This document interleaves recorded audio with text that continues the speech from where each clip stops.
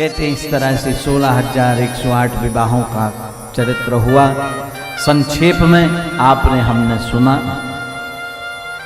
इसके बाद भगवान ने रुक्मणी जी के साथ उपहास किया है, उसकी कथा हुई है। कहते नारद जी महाराज बड़े परेशान हैं, आश्चर्य में हैं। क्या प्रभु 16,108 विवाह करके कैसे रहते होंगे? एक बार लीला देखने का मन है। कहते भगवान से प्रार्थना की कि प्रभु हम आपकी गृहस्थ लीला का दर्शन करना चाहते हैं। भगवान ने कहा कभी भी आ जाओ द्वारिका। कहते द्वारिका एक दिन नारद जी महाराज ने मन विचार बनाया कि आज प्रभु की गृहस्थ लीला का दर्शन करें और द्वारिका में आए हैं तो सबसे पहले देखा रुक्मणी सदन लिखा हुआ है। रुक्मणी सदन में प्रवेश किया, देखा भगवान के चरण दबा रही हैं रुक्मणी जी। और प्रभु जिस तरह क्षीर सागर में जो मुद्रा है, शांताकारम भुजग शयनम पद्मनाभम सुरेशम विश्वाधारम गगन सदृशम मेघवर्णम शुभांगम, उसी मुद्रा में भगवान लेटे हैं और लक्ष्मी जी चरण सेवा कर रही है। रुक्मणी जी ने कहा नारद जी आए। भगवान तो जानते हैं क्यों आए, आओ नारद आराम कर लो। नारद जी ने कहा कि हमें कहाँ आराम है, हमें तो राम काज कीने बिनु मोहि कहाँ विश्राम। दूसरा नारद जी का भाव है कि हम तो हमेशा आराम में ही रहते हैं। आराम की तलब है तो एक काम कर, आराम की शरण में तू राम नाम कर। डॉक्टर भी क्या कहता है, जब स्वास्थ्य बिगड़ता है तो डॉक्टर क्या कहता है, 2-3 दिन आराम करो, जाना नहीं बाहर, आराम। अब वो आराम का मतलब क्या है, शब्द पे ध्यान दो। क्या शब्द किस बात का संकेत कर रहा है? आराम की शरण में तू राम नाम कर, तब तुझको मिलेगा आराम। कहते हैं नारद जी ने कहा हमें तो प्रभु आराम ही आराम है। कहते जाम्बती के सदन में गए तो वहां देखा कि जाम्बती भगवान को स्नान करा रही। गंगा यमुना नर्मदा कावेरी सरजो महेंद्र तनया चरणोनिति छिद्रा वेदवती, नाना प्रकार की जो पूर्ण नदियां हैं उनका जल भगवान के ऊपर डाल रही हैं और प्रभु स्नान कर रहे हैं। आओ नारद स्नान कर लो। नारद जी ने कहा कि हम तो आपकी लीला में ही नहा रहे हैं, हमें जल की जरूरत नहीं। कहते कालिंदी के कुंज में गए तो वहां देखा प्रभु भोजन, सत्यभामा के भवन में गए तो वहां भोजन कर रहे हैं। नारद आओ भोजन कर लो। नहीं प्रभु सुबह करके निकला था, अभी बहुत लंबी यात्रा है। जाम्बती के भवन में गए तो वहां देखा कि प्रभु जाम्बती के साथ हिंडोरा झूलत दो सरकार, हिंडोरा झूलत दो सरकार, हिंडोरा झूलत दो सरकार, झूलत दो सरकार, हिंडोरा झूलत दो सरकार,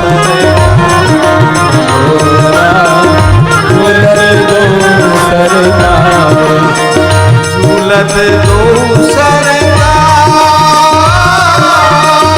झूलत दो सरकार, झूलत दो सरकार, झूलत दो सरकार,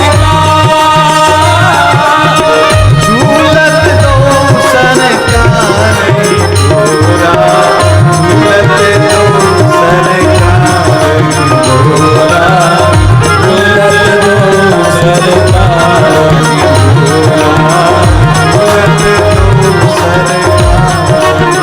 हिंडोरा झूलत दो सरकार, हिंडोरा झूलत दो सरकार, हिंडोरा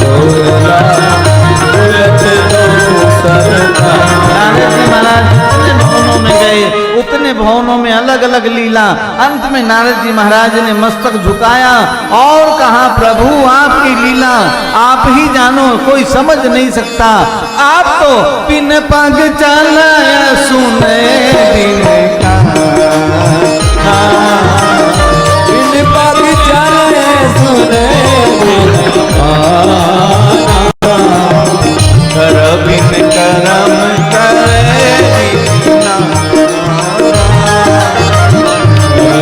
परम करे आनंद रहित सकल रस भोगी। आनंद रहित सकल रस भोगी। बिन वाणी वक्तावण जोगी। वाणी वक्तावण जोगी। मंगल भवन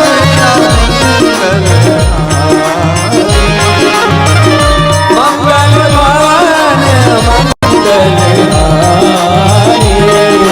प्रभु सुदर्शरथ असिर बिहारी। प्रभु दशरथ अनिल बिहारी। ऐसे नारद जी महाराज ने प्रणाम किया और आपकी लीला को आप ही जान सकते हो, बाकी और कोई नहीं। और बिना आपकी इच्छा के कोई जान भी नहीं सकता। समझ रहे? बिना उनकी कृपा के जान भी नहीं सकता। क्योंकि गोस्वामी जी एक जगह लिखते हैं, बिन पग चले सुने बिन काना, आनंद रहित सकल रस भोगी। और एक तरफ लिखते हैं क्या, सो जाने जेहि देहु जनाई, ओ जानत तुम ही हुई जाई। जीव जानने की चेष्टा तो करता है आपको, लेकिन जान वही पाता है जिसको आप जनाते हैं। अगर आप ना चाहें तो जीव, और जरूरी नहीं कि आपके साथ रहता है वो आपको जानता ही होगा, ध्यान देना। ये जरूरी नहीं कि आप साथ रहते हो तो आप जानते हो, नहीं जान सकते।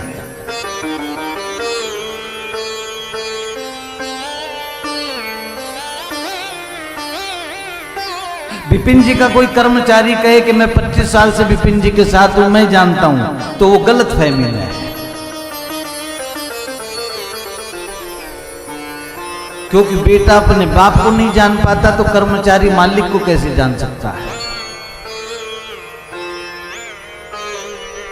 लेकिन कोई कोई ऐसा होता है कि एक दो मुलाकात में ही जान जाता है। कोई कोई एक दो मुलाकात में ही बहुत कुछ जान जाता है।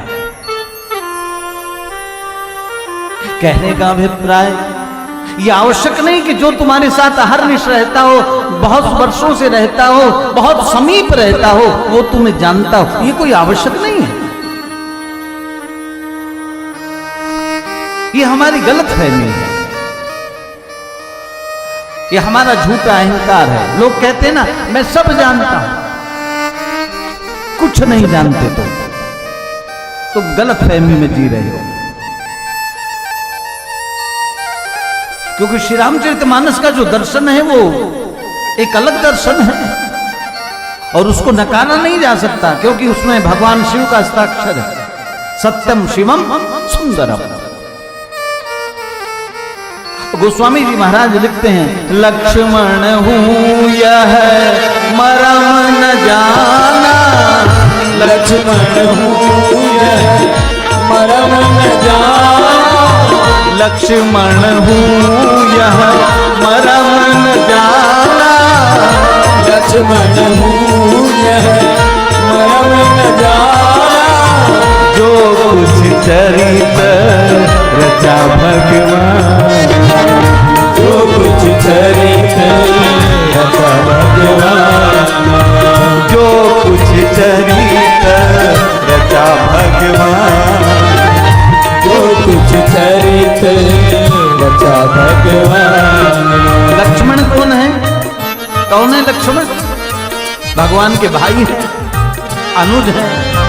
लेकिन गोस्वामी जी कहते हैं लक्ष्मण नहीं जान पाए।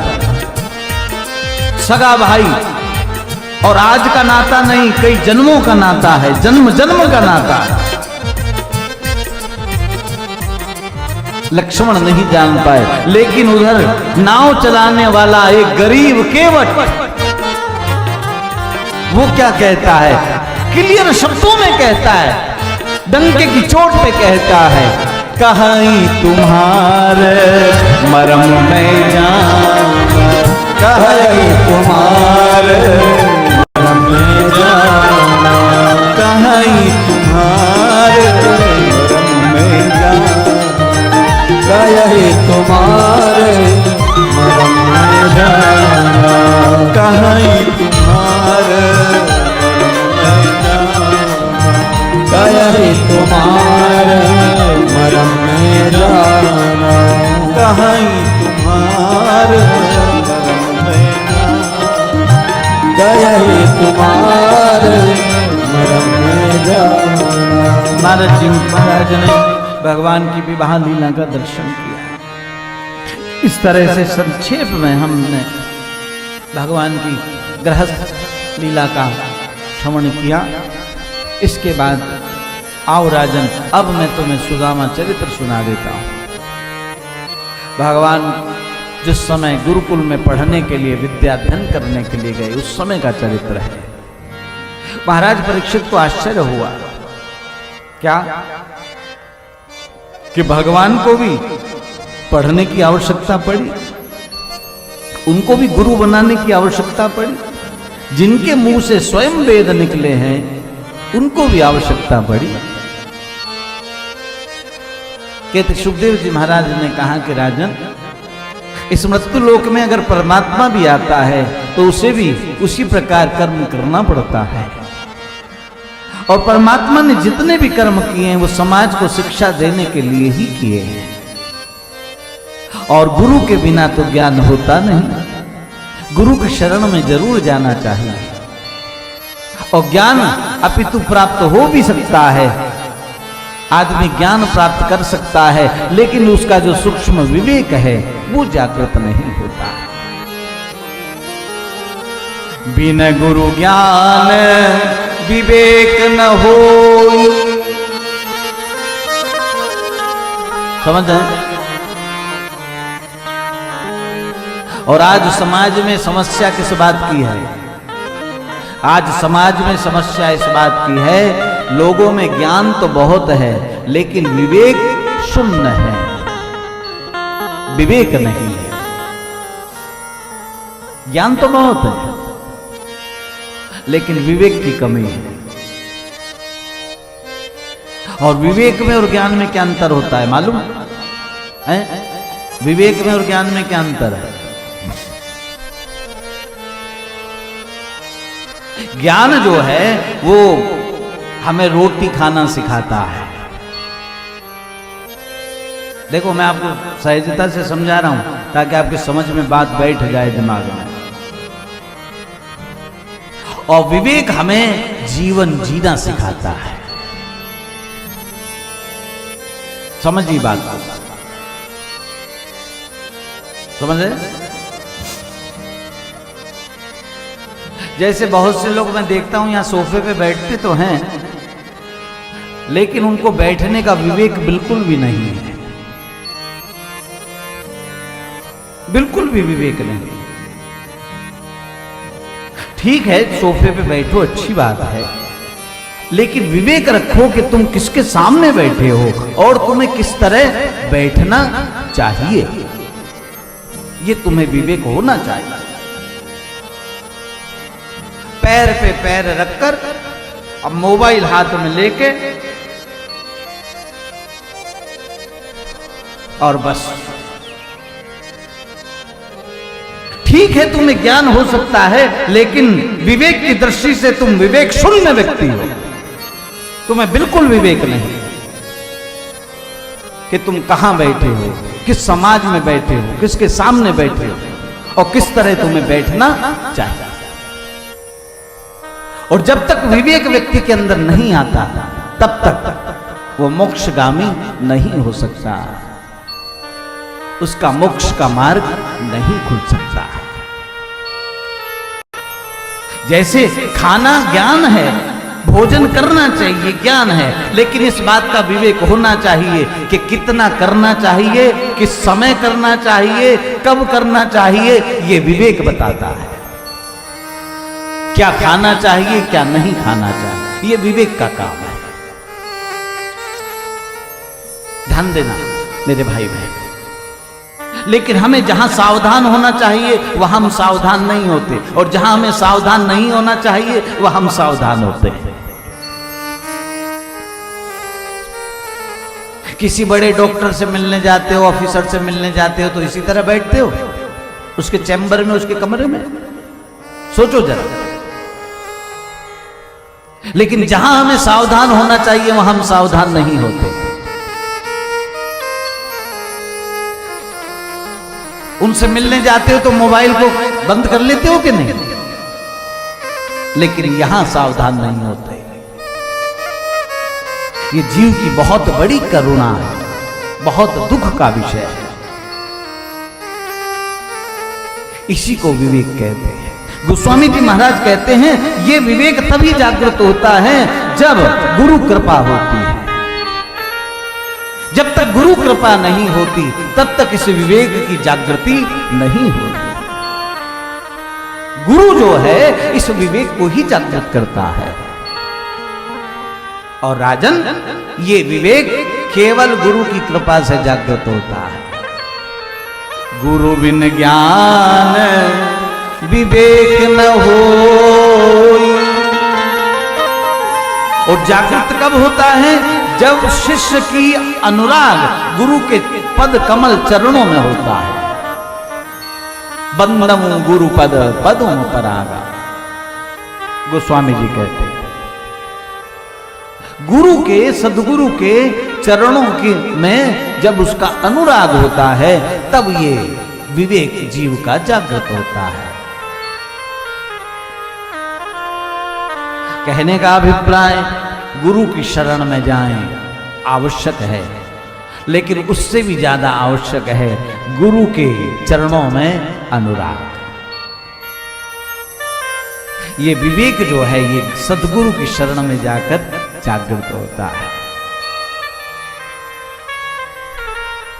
समझ रहे हैं ना?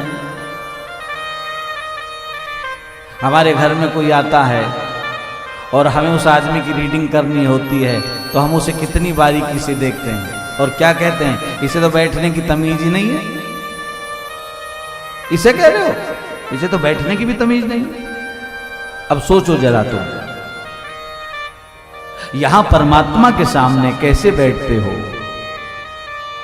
थोड़ा विचार करो।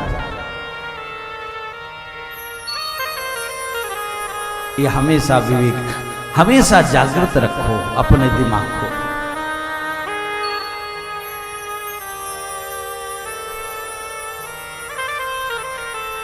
इस बात का विवेक रखना चाहिए। अच्छा वो दोष नहीं, विवेक है ही नहीं है, इस बात का विवेक है ही नहीं, केवल ज्ञान है। इसी को कबीर साहब ने कहा, पोथी पढ़ पढ़ जग भया, पंडित भया न को,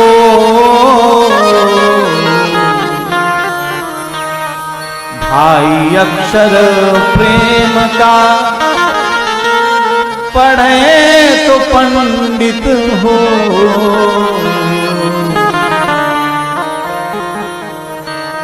ये गुरु कृपा से जागृत होता है।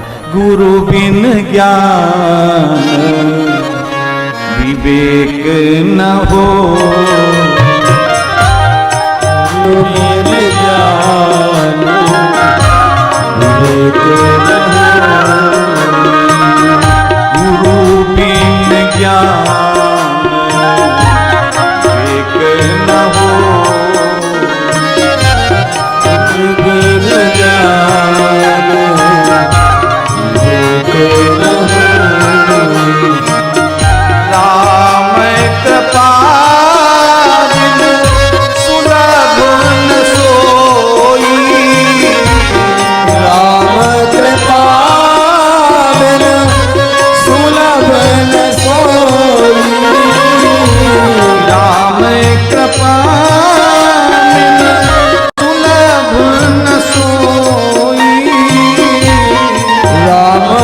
पावन सुलभ न सोई। बिन गुरु ज्ञान एक न हो। बिन गुरु ज्ञान एक न हो। बंदौ गुरु पद पदम परागा। बंदौ गुरु पद पदम परागा। बंदौ गुरु पद पदम परागा। बंदौ गुरु पद पदम परागा। सुरुचि सुवास सरस अनुराग। सुरुचि सुवास सरस अनुराग। सुरुचि सुवास सरस अनुराग। सुरुचि सुवास सरस अनुराग। गुरु बिन भव से हरय न कोई। गुरु बिन भव से हरय न कोई। गुरु बिन भव से हरय न कोई। गुरु बिन भव से हरय न कोई। जो विरंच शंकर सम हो। जो बिरंच शंकर सब हो। जो विरंच शंकर सम हो। जो बिरंच शंकर सब हो। बंदौ गुरु पद पदम परागा। बंदौ गुरु पदम परागा।